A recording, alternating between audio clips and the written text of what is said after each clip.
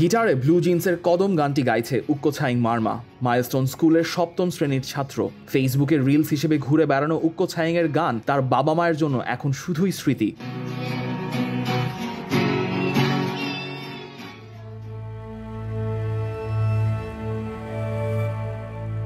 মাইলস্টোনে যুদ্ধবিমান বিধ্বস্তের ঘটনায় পৃথিবীতে থেমে গেছে উক্কোছাইংয়ের সময়।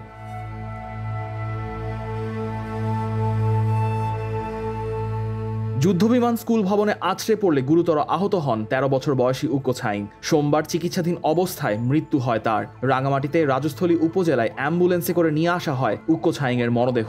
স্বজনদের আহাজারিতে ভারী হয়ে ওঠে সেখানকার পরিবেশ।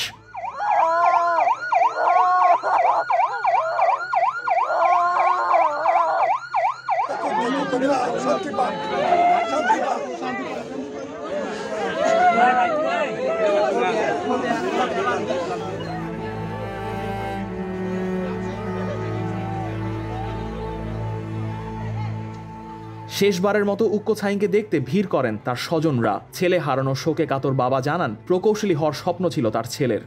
আমার ছেলে মোটামুটি একটা মেধা আছে। মেধা বলতে গেলে তার একটা শখ ছিল যে ভবিষ্যতে ওই একজন ইঞ্জিনিয়ার হবে।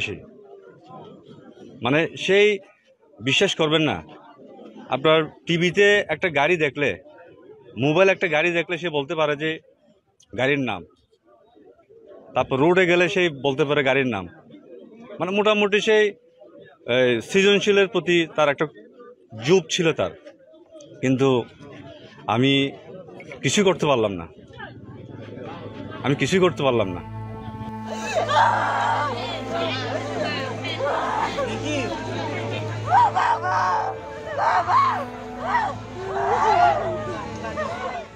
বুধবার বিকেলে ধর্মীয় রীতি মেনে উক্কোছাইং মারমাকে দাহ করা হবে।